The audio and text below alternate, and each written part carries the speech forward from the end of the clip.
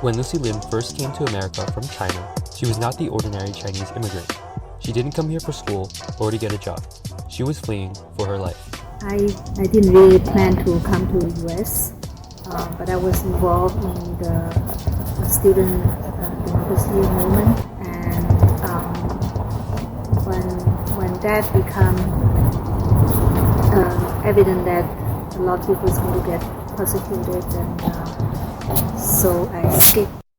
After being threatened by officials for her part in the democracy movement protests of 1989, Lucy was forced to leave her home in Guangzhou and flee to the United States. It was the government realized that they didn't like that.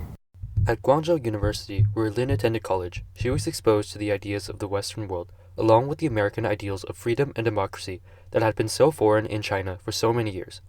Little by little, her interest in activism grew, and she became part of a student-led democracy movement. When we were in college, we wanted to have our own magazines, our own radio stations, and publish our opinions, which not necessarily, align with the party's view in China's, The day was June 4th, 1989, and China was rocked by a series of democracy protests.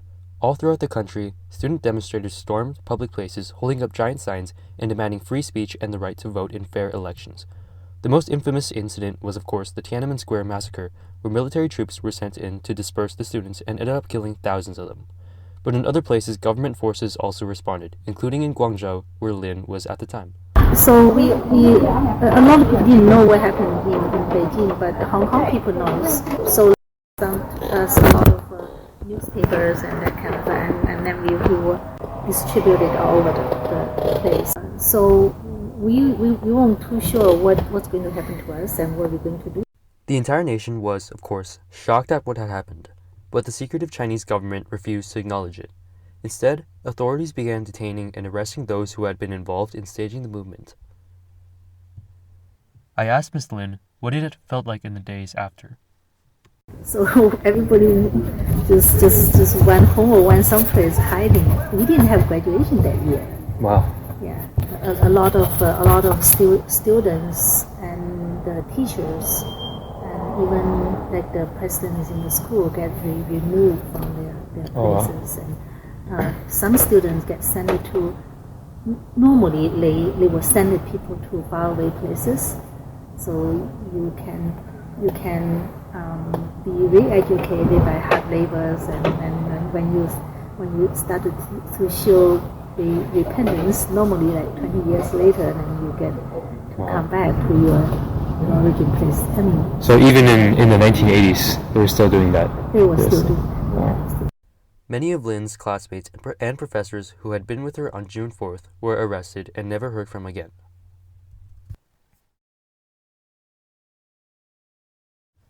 Fearing for her freedom and desperate for help, Lucy sought help from an old friend she had met in Beijing, a student activist named Fang Zhen.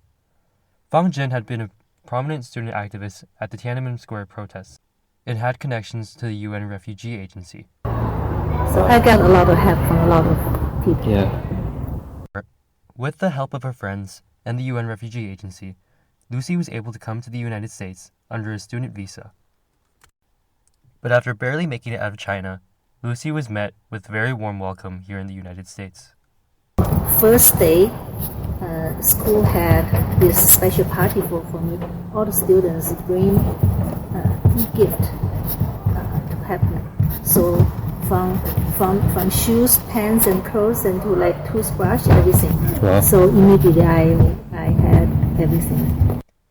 Today, Lucy Lin lives in Belmont, California, with her husband and 2 kids. Lucy says that she feels very fortunate to be here today, and that she has her great friends to thank for that. But Lucy Lin's is just one of the countless immigration stories that have come out of that very turbulent time in history.